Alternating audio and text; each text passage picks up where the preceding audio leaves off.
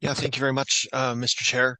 Um, I wanted to speak a little bit to some of my experience this week and some of my conversations with some transit riders, because it leads me to really my core concern about the new bus route rebalancing that's going to happen when the Line 2 Trillium line comes on.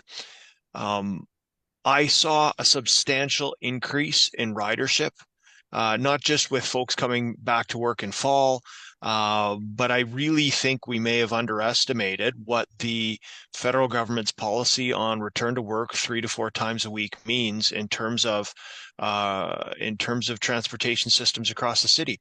Lots of folks that I've spoken to were stuck in some traffic gridlock on highways on the cars, and equally so, I saw a substantial increase in transit ridership.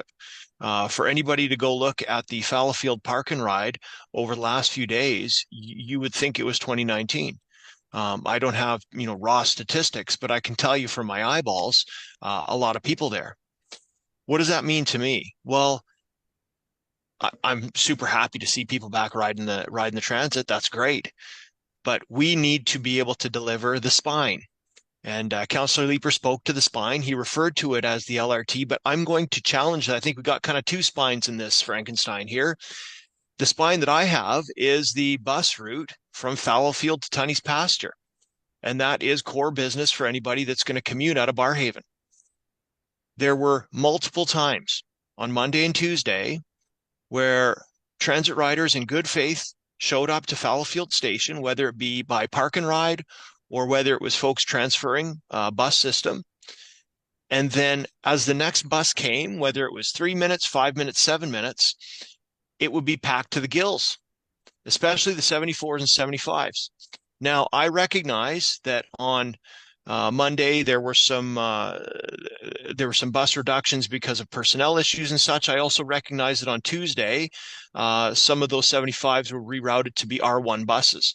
But if there is a potential that when the new bus route rebalancing happens, that we are bringing local buses with Barrhaven commuters to Fallowfield Station such that they can stay on the platform and watch the next 2 or 3 buses go by packed and unable to get on it, having to wait 15 minutes and then get on a bus, we have a real problem.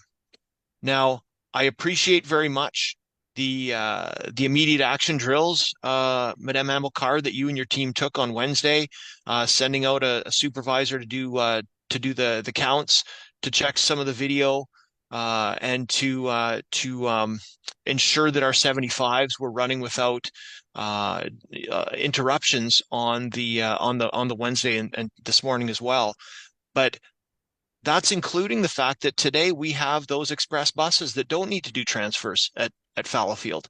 So what I really need to hear is a commitment that the risk that we're taking in giving up these express routes from Barrhaven in order to go to a local system, that they will be met with a fully functional spine route from Fallowfield to Tunney's Pasture, such that we do not have hundreds of stranded transit riders on the platform at Fallowfield Station watching packed buses go by them, because that will kill any form of transit ridership growth or trust in the system from your transit riders in Barrhaven.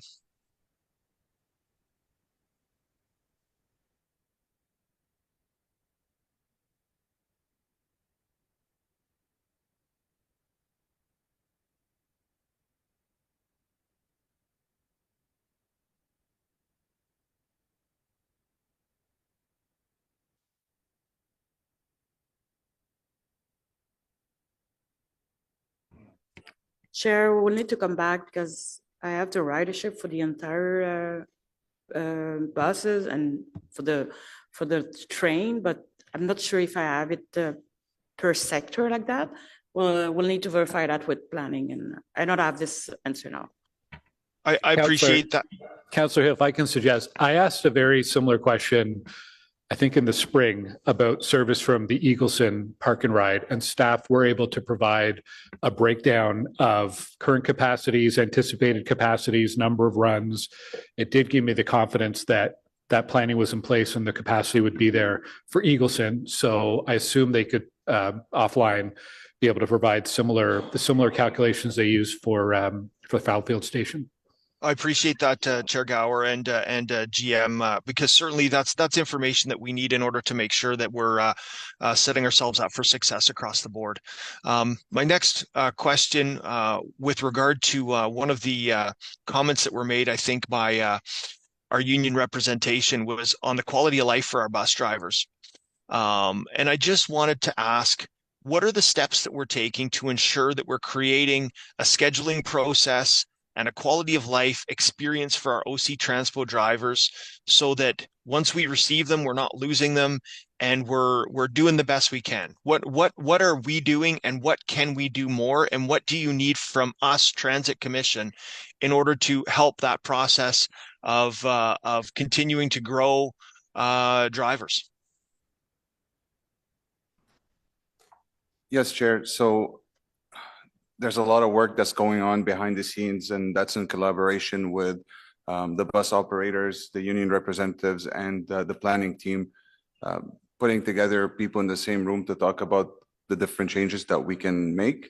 And as mentioned by the union president for ATU 279, these changes are happening, maybe not as at the speed level that we'd like to see, but we're definitely working a lot with our planning team so we can have bus routes that work better for our staff, putting a lens on the fact that our staff need a better work-life balance.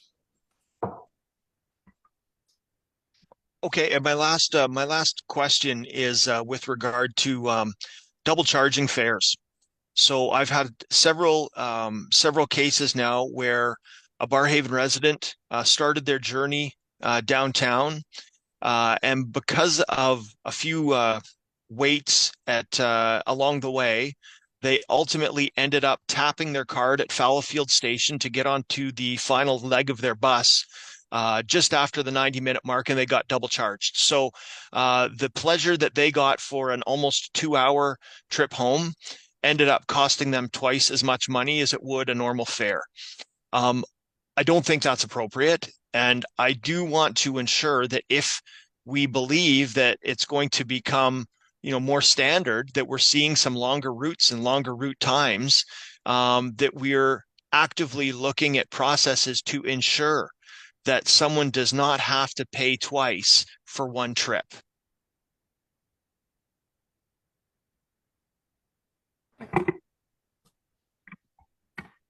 I can take that, Chair. Yeah, I think we will need to go back and look at the current transfer window and the current sort of assumptions and rationale that were used to calculate it.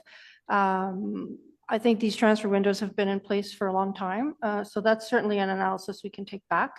Having said that, we do know that the vast majority of trips, commuter trips, do fit into the 90-minute window. And certainly any customer that feels they were charged because of an undue delay or any sort of service disruption or event can contact our customer service and get a refund. So we will take that back as far as the length of the travel times for typical trips and see if the transfer window still fits. I appreciate that. And in addition to the transfer window timing, I would also want to ensure that we're taking all measures to ensure that someone knows that that's happened. Because my greater concern here would be that, this one person that I'm referring to that I spoke to this morning on it, they were aware when they tapped it, they saw it. But there's a lot of people that when they're getting on that last transfer, they're just not necessarily paying that close attention.